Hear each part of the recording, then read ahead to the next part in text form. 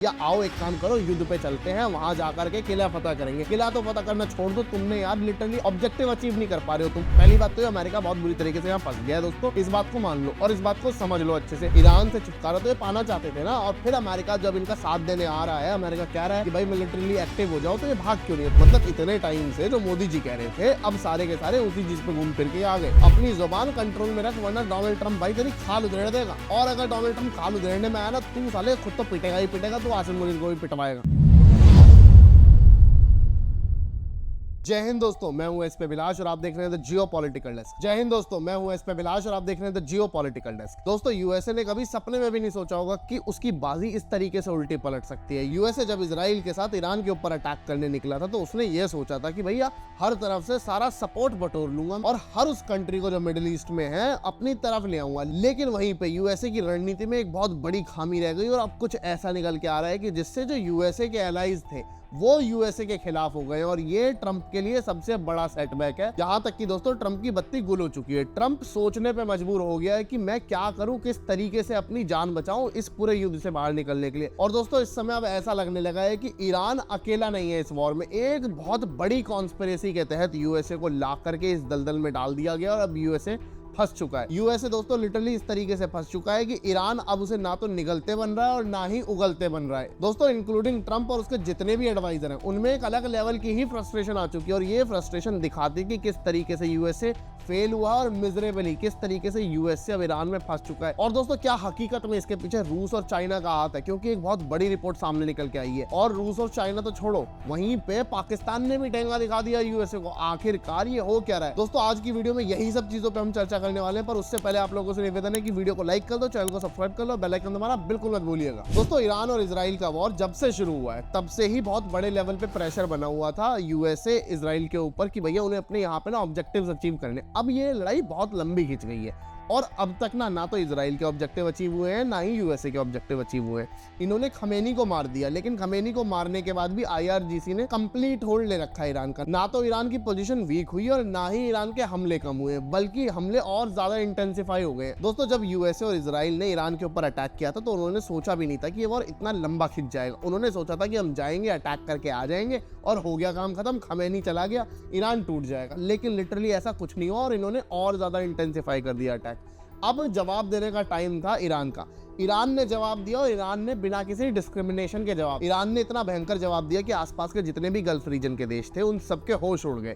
उन सबके होश ऐसे उड़ गए कि उन्होंने जाकर के अमेरिका से कहा कि भाई रुको, ये बहुत ज्यादा हो रहा है, इसे थोड़ा सा हल्का करो, डीस्केलेट करो यार, हमारे देश ठुक रहे हैं, हमारे मेन क्रिटिकल इंफ्रास्ट्रक्चर्स को टारगेट कर रहा है ईरान, भाई इस तरीके से तो हमारे देश बर्बाद हो जाएंगे। अब जैसे ही गल्फ नेशंस ने जाकर के ये बोला कि भाई हम केवल डिफेंड करेंगे, हम मिलिटरीली बिल्कुल भी इस लड़ाई के अंदर जाने वाले नहीं है, और भाई सीधी सी बात है, कौन रिस्क ले? ईरान के पास तो क्लियर एक थॉट है कि भाई अगर हम मरे हैं तो तुम्हें लेके मरेंगे, वरना हम नहीं ऐसे मरने वाले। और ईरान इसीलिए बिना सोचे समझे चारों दिशाओं में बम मार रहा हो, फिर चाहे वो कुवैत हो, बहरीन हो, यूएई हो या फिर सऊदी हो। अब दोस्तों जैसे ही गल्फ नेशंस की तरफ से ना ये स्टेटमेंट आई, तो अमेरिका थोड़ा बौरा गया। अब यूएसए का आपको पता ही है, यूएसए में एक ऐसा आदमी बैठा है जो बहुत ज्यादा विंडक्टिव है, डोनाल्ड ट्रंप। अगर आप उसे ये बोल दो ना कि भाई तेरा जो कोट है ये नीले रंग का कलर ना थोड़ा सा अच्छा नहीं लग रहा, कुछ और पहन, तो वो तुमसे गुस्सा हो जाएगा।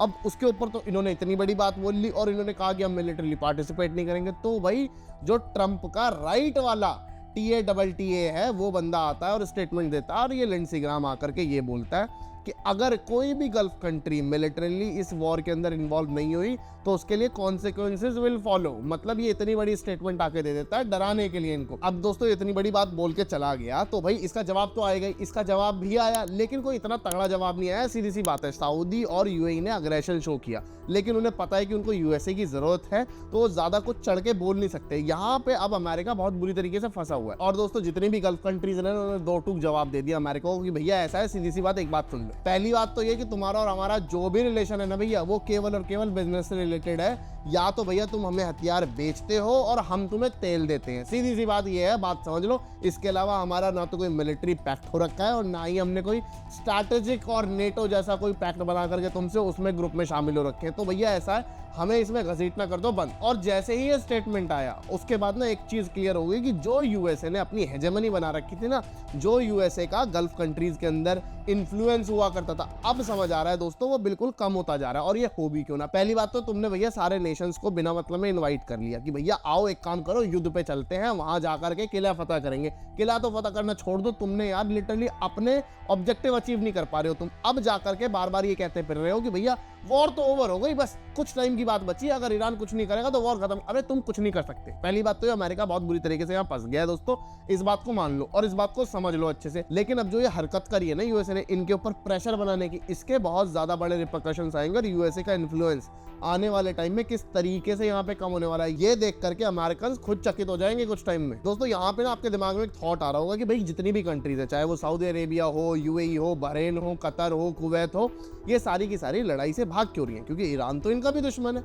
ईरान से छुटकारा तो ये पाना चाहते थे ना। और फिर अमेरिका जब इनका साथ देने आ रहा है, अमेरिका कह रहा है कि भाई मिलिट्रीली एक्टिव हो जाओ, तो ये भाग क्यों नहीं है? तो आपने यहाँ पे एक बात समझना दोस्तों, इन कंट्रीज की ना मजबूरी है। इन कंट्रीज की मजबूरी ये है कि एक तो इनको ब्लैंकेट तो चाहिए यूएसए का, जहां पे यूएसए इनका सपोर्ट करे, जहां पे यूएसए इनको सुरक्षा दे। लेकिन इनके पास सबसे ज्यादा वर्नेबिलिटी ये लेकर के बैठे हैं कि भैया ये बिल्कुल पड़ोसी हैं ईरान के, और अगर ईरान आंख बंद करके भी एक मिसाइल फेंकता है तो कहीं ना कहीं जाकर के किसी गल्फ कंट्री में गिरने वाली है। तो सबसे बड़ी दिक्कत इनके सामने ये है भाई, ये बहुत बुरे तरीके से एक्सपोज है, ये केवल इसीलिए नहीं जाना चाहते इस वॉर के अंदर। और दोस्तों दूसरी चीज ये, इनका जितना भी क्रिटिकल इंफ्रास्ट्रक्चर है, जैसे ऑयल रिफाइनरीज होगी, वाटर ट्रीटमेंट प्लांट हो गए भैया, इनके एयरपोर्ट हो गए, इनके पोर्ट्स हो गए, या डेस्टिनेशन हब्स, भाई जहां पे भी ईरान जाकर के अटैक करना चाहेगा कर सकता है। ईरान के पास पूरा का पूरा मिडिल ईस्ट एक्सपोज पड़ा है, और ये चाहते नहीं है कि किसी भी तरीके से इनको इतना बड़ा हिट लगे कि इनका बिजनेस ठप हो जाए, इनका ऑयल रुक जाए, इनका पानी रुक जाए। और लिटरली दोस्तों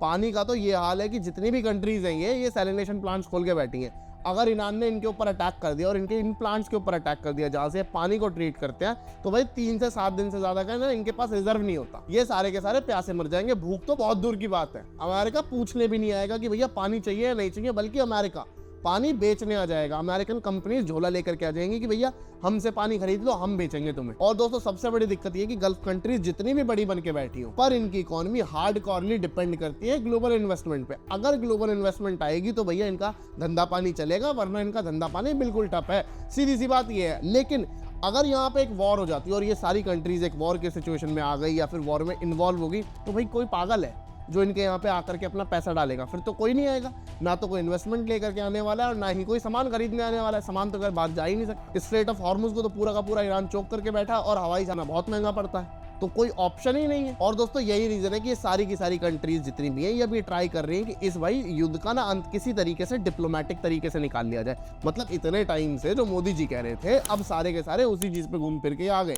कि भैया ऐसा है, बातचीत कर लेते हैं, बातचीत से ना इसका हल निकाल लेंगे। अब सिचुएशन इनके सामने ये है कि भाई अगर हम बातचीत करने जाएं और अमेरिका अटैक करता रहे, तो भाई अटैक वाले सिनेरियो में हम कब तक न्यूट्रल बन के बैठे रहेंगे? क्योंकि एट द एंड यूएस के बेसिस तो ये सारी की सारी कंट्रीज देके बैठी है ना, अब यूएस से वापस तो ले नहीं लेंगी।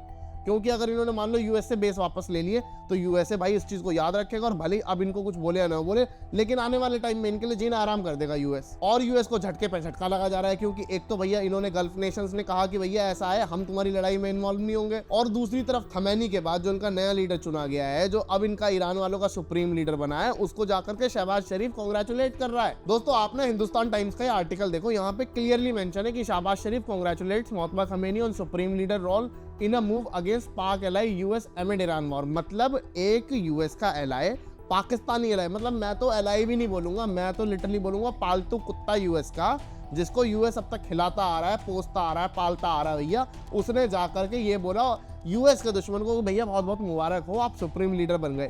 पहली बात तो ये कि भाई कब तक बना है, क्योंकि इजराइल और यूएसए तो कभी भी एक दुड़ुम करेगा और ये चला जाएगा, और उसके बाद जब ट्रंप इसको बुलाएगा अपने ऑफिस में तो फिर ये वहां जाकर के क्या देने वाला है। मुझे दोस्तों एक चीज समझ नहीं आ रही कि शहबाज शरीफ ने फालतू की बकवास तो आकर के कर दी कि कांग्रेचुलेट कर दिया। अबे क्यों किया है, मुझे एक चीज समझ नहीं आती भाई। ये बता कि एक तो भाई तुम्हारा जो पार्टनर है, जो तुम्हारा एलआई है, ट्रेडिशनल पार्टनर, वो यूएस है, और उसके अलावा तुम पैक्ट साइन करके बैठे हो सऊदी अरेबिया के साथ। सऊदी अरेबिया की भी ईरान से लड़ाई चल रही है और भैया यूएसए की भी ईरान से लड़ाई चल रही है, और अबव दी ऑल तुम जा करके कांग्रेचुलेट कर रहे हो ईरान के नए लीडर को। भाई ये कौन सी डिप्लोमेसी है पाकिस्तानी, और कौन सा पदार्थ सूंघा दिया इसे तुमने? लिटरली बता रहा हूँ, शहबाज शरीफ तक अगर ये वीडियो पहुंचती है ना, और नहीं भी पहुंचती तो भाई पहुंचा देना, क्योंकि लिटरली मैंने उसके लिए एक बहुत अच्छी एडवाइस दे रहा हूँ, अपनी जुबान कंट्रोल में रख, वरना डोनाल्ड ट्रंप भाई तेरी खाल उधेड़ देगा। और अगर डोनाल्ड ट्रंप खाल उधेड़ने में आया ना, तू साले खुद तो पिटेगा ही पिटेगा, तू आसिम मुनीर को भी पिटवाएगा। अगर दोस्तों दोस्तों आप यहाँ पे सोच रहे हैं ना इसने ऐसी हरकत क्यों करी है, तो मैं आपको एक चीज बताता हूँ, पाकिस्तानी लिटरली सोच सकता ही नहीं है। अगर पाकिस्तानी सोच सकता तो बहुत पहले कुछ अच्छा हो गया होता, और अगर लिटरली ये सोच भी पाता ना तो ये काम ना करता। पहली बात तो ये भैया। एक चीज तो दोस्तों ये हो सकती है कि यहाँ पे शहबाज शरीफ सोच रहा हूँ कि हम हेज करके चलेंगे, मल्टीपल अलाइनमेंट करने की कोशिश करेंगे,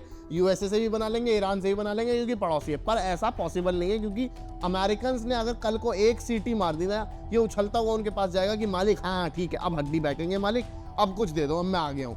और दूसरी चीज ये कि सऊदी अरेबिया ने इनको पैसे देने से मना कर दिया है, तो शायद ना ये अपना वो दूसरा फ्रंट खोलने की कोशिश करें, दिखा रहे हैं कि अगर तुम हमें पैसे नहीं दोगे तो हम जाकर के ईरान के साथ मिल जाएंगे। और ये ऐसा नहीं है कि कोई बहुत ज्यादा जाकर के लड़ाई कर लेंगे ईरान की तरफ से, ये केवल इसलिए कि भैया हम दिखा देते हैं तो शायद सऊदी कुछ पैसा दे दे, केवल इसलिए, और कोई रीजन नहीं है। पर दोस्तों ये जो स्टेटमेंट आई है ना शहबाज शरीफ की, ये पाकिस्तान की क्रेडिबिलिटी को बहुत ज्यादा डैमेज कर सकता है, गल्फ कंट्रीज के अंदर भी और यूएसए के साथ भी। अच्छा दोस्तों यहाँ पे ना एक बात बताता हूँ आपको, कुछ टाइम पहले एक रिपोर्ट आती है जिसमें बताया जाता है कि चाइना ने सप्लाई करी है इंटेल ईरान को, और रशिया भी सप्लाई कर रहा है इंटेल ईरान को।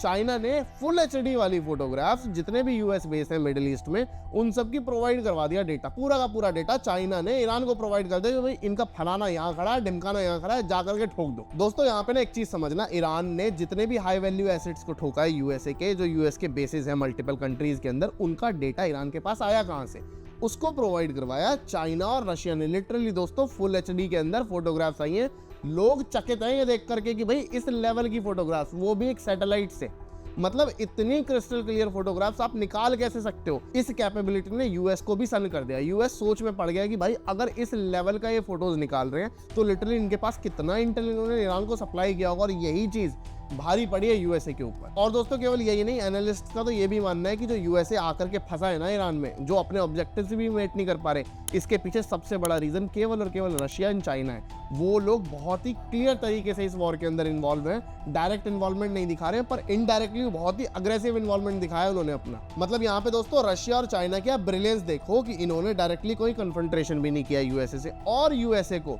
एक तरीके से बहुत बड़ा हार्म भी पहुंचा दिया। मतलब इन्होंने सर्जिकल स्ट्राइक कर दी यूएसए के ऊपर, वो भी ईरान के कंधे पे बंदूक रख के। और यूएसए ये भी नहीं कह सकता कि भाई ये रशिया ने किया है या फिर ये चाइना ने किया है, क्योंकि इनकी इन्वॉल्वमेंट डायरेक्टली कुछ है नहीं।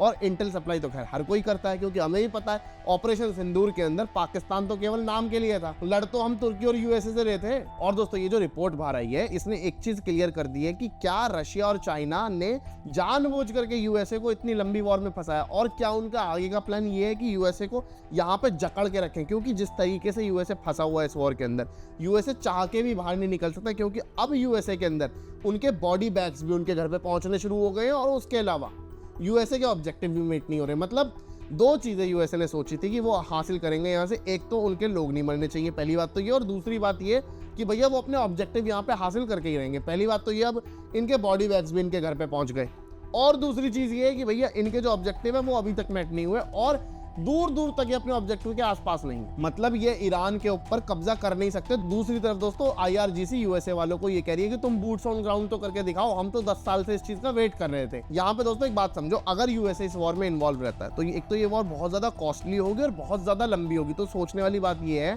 कि क्या यूएसए तैयार है एक और लंबी वॉर के लिए और एक और महंगी वॉर के लिए, क्योंकि ये कॉन्फ्लिक्ट किसी भी सूरत में सस्ते में तो नहीं निपटने वाला। और अगर जब तक यूएसए ये लड़ाई लड़ता रहेगा तब तक पूरे के पूरे वेस्ट एशिया के अंदर शांति कभी नहीं आ सकती, और उस चीज का प्रेशर भी यूएसए के ऊपर पड़ेगा, क्योंकि जितने भी गल्फ नेशंस हैं वो तो ये चाहते हैं कि शांति स्थापित हो, दोबारा से बिजनेस चालू हो, क्योंकि भैया देखो उनका धंधा हो रहा है चौपट। जब किसी का धंधा चौपट होता है ना दोस्तों, तो उसका दिमाग 10 डायरेक्शन में चलना शुरू हो जाता है, और एग्जैक्टली यही है। तो यहाँ पे दोस्तों यूएसए को ये भी डर होगा कि कल को जितने भी गल्फ कंट्रीज के नेशन है ये जाकर के चाइना की गोद में न बैठ जाए और यूएसए को धोखा ना दे दे। यूएसए ये भी नहीं चाहेगा, पर यहाँ पे यूएसए हर तरफ से फंसा हुआ है, क्योंकि अगर यूएसए अभी बाहर निकल जाता है तो इसको एक तो ग्लोबल एम्बैरेसमेंट झेलनी पड़ेगी, और जो इसका सुपर पावर का तमगा है ना वो भी चला जाएगा इसका। लिटरली फिर काहे की सुपर पावर, तुम एक छोटे से नेशन पे जिसपे तुमने इतने सालों से अपने कादसा वगैरह वगैरह सैंक्शंस लगा रखे थे, जिसकी कोई इकोनॉमी नहीं है, उससे तुम लड़ने आए और तुम कुछ नहीं कर पाए, और बिना ऑब्जेक्टिव अचीव किए तुम वहां से बाहर निकल के जा रहे हो, तो तुम काहे के सुपर पावर।